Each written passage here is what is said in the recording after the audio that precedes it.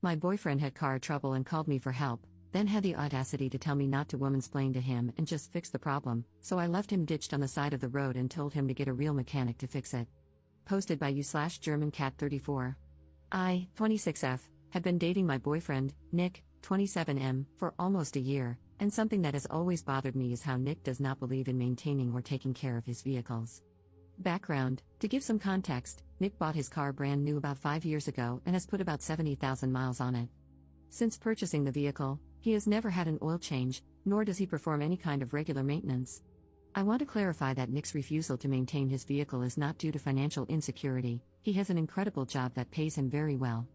As a hobby and side job, I like to restore vehicles for profit.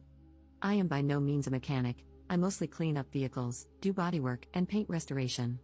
However, I do have a pretty fundamental understanding of cars, and I know how to do the basics.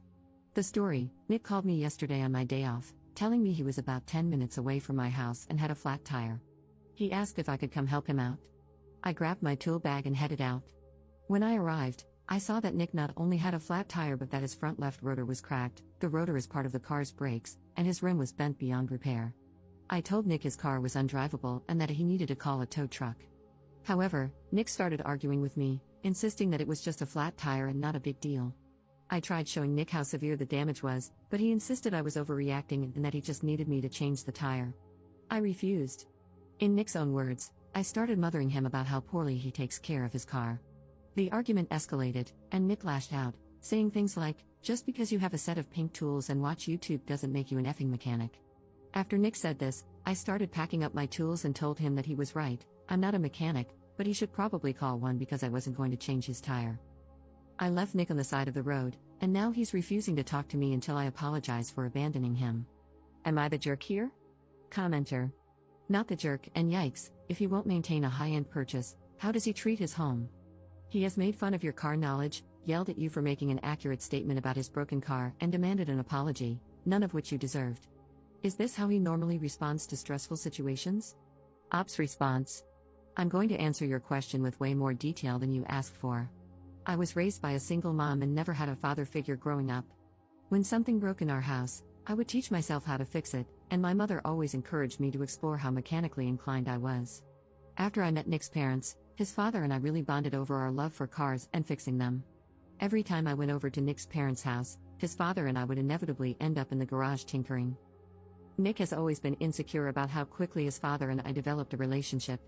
Nick, obviously, is not very mechanically inclined and has never shown any interest in cars. The relationship I have with Nick's father has been a sore spot in our relationship for a long time, and I think that's why Nick lashed out the other day. Update 5 days later. Thank you so much to everyone who commented on my original post.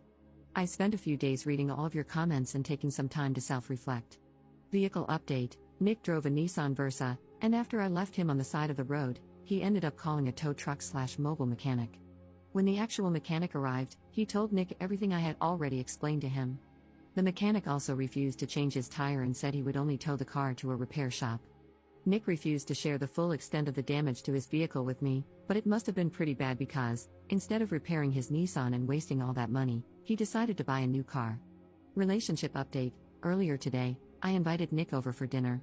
I spent the whole day cooking and baking his favorite dishes: braised oxtail soup, drunken potatoes, and tiramisu for dessert. When Nick arrived at my house, he was in a wonderful mood and seemed to have forgotten, or forgiven, all about our argument. After some small talk and finishing dinner, I took a deep breath and told Nick how much I care about him but that I no longer wish to continue our relationship, romantically or otherwise. At first, Nick was shocked, but his shock quickly turned into anger. He felt I was insane for ending our relationship over what he considered a petty, unimportant argument. Eventually, he tried to apologize, but I told him an apology was no longer what I was looking for. The whole time Nick was talking, I sat on the opposite end of the table, listening with both ears and allowing him to say everything he needed to. When he was done, I reminded him of some of the wonderful times we had shared. I told him that we are both adults and could choose to end our one-year relationship with arguing and anger or on good terms by finishing a lovely last meal together. Nick calmed down after that, and his tone started to match mine.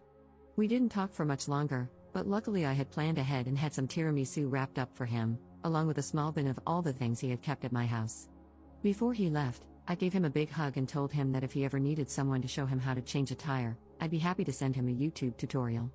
Life update. Over these last few days, I decided to treat myself by buying my neighbor's old 1978 Ford Ranger. The truck is an absolute hunk of junk and will probably take me over a year to make it look somewhat recognizable. But I figured it would be more productive and cost-effective for me to obsess over an old, broken truck than to fixate on broken men. I plan to stay single for a while and focus on taking better care of myself, as well as spending more time with my 3 German shepherds. Happy reading, everyone!